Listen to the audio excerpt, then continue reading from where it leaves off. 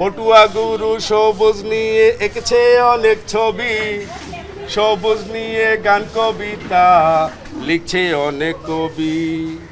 লাল সবুজের মাঝখানেতে বাঘ হরিণের বাস, জলশ্বাসার সান্ডি থেকে মানুষ মুক্তি পায়। ঢাকা বিশ্ববিদ্যালয়ের চারুকলার আঙ্গিনায় এখন শুধু প্রস্তুতি নয়, তৈরি হচ্ছে একসাথে থাকার, একসাথে জেগে ওঠার গল্প। দেশজ সংস্কৃতির নানা রূপ ফুটে উঠেছে দেয়াল জুড়ে। 25 বছর ধরে চারুকলা অনুষদে স্বেচ্ছায় ভলান্টিয়ারি করছি, যাতে আমাদের দেশের সংস্কৃতি যাতে বিভিন্ন কালেক্টররা সংগ্রহ করে এবং ওই ফান্ডটা হচ্ছে আমাদের বৈশাখী শোভাযাত্রায় এটা যায়। চারুকলার প্রাঙ্গণে পা রাখলেই চোখে পড়ে ব্যস্ততার মধ্যেও এক ধরনের ছন্দ। শিক্ষার্থীদের হাতে বাঁশ আর কাঠ, ধীরে ধীরে গড়ে উঠছে বিশাল সব প্রতীকী কাঠামো। প্রতিটি মোটিভ যেন নিজের মতো করে বলছে এক একটি গল্প।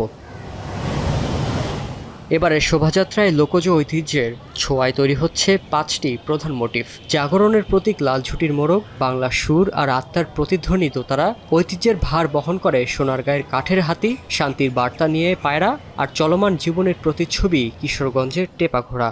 এইবার খুব সুন্দর একটা জিনিস তৈরি করছেন, সেটা হলো দোতারা। এটা একটা প্রতিবাদও বলতে পারেন বা আমাদের শিকড়ের একটা যন্ত্র বলতে পারেন।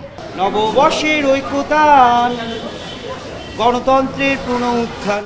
এবারের বর্ষবরণের মূল শুরু এটি, নববর্ষের ঐক্যতান, গণতন্ত্রের পুনরুত্থান।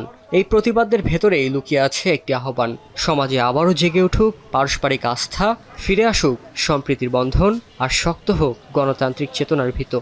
সুশৃঙ্খলভাবে, শান্তিপূর্ণভাবে সার্বজনীন এই যে আমাদের একটা বাংলাদেশিদের একটা সাংস্কৃতিক উৎসব, সেখানে যেন কোনো ধরনের বিশৃঙ্খলা এবং কোনো ধরনের প্রশ্ন, প্রতিবন্ধকতা, সীমাবদ্ধতা আমরা না তৈরি করি।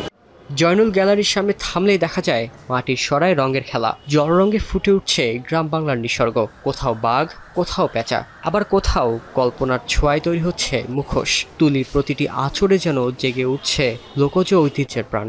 বৈশাখের যে মোটিভগুলান, বাঘ, পেঁচা, ঘোড়া এসব আছে প্লাস অন্যান্য পটচিত্রের কাজ।